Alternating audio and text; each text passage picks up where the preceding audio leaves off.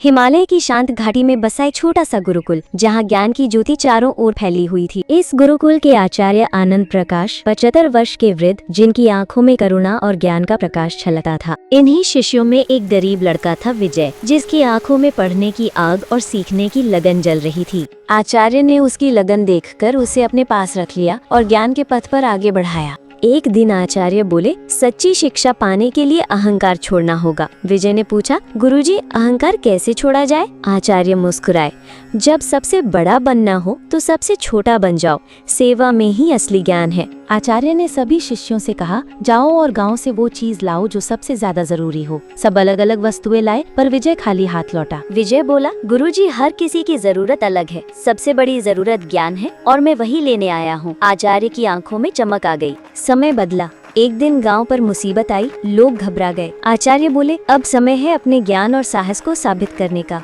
जब सब हिचकिचा रहे थे, विजय आगे बढ़ा और सबको एकजुट किया।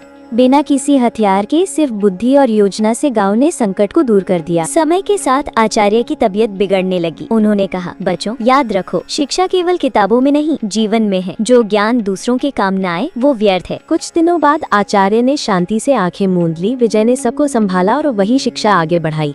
गांव वालों ने विजय को नया आचार्य बनाया। लोग कहते, आचार्य आनंद प्रकाश का शरीर भले चला गया, पर उनका ज्ञान हर दिल में जलता दीपक है। सीख यही है, असली शिक्षा किताबों तक सीमित नहीं, बल्कि जीवन में है। ज्ञान वही सच्चा है जो दूसरों के काम आए।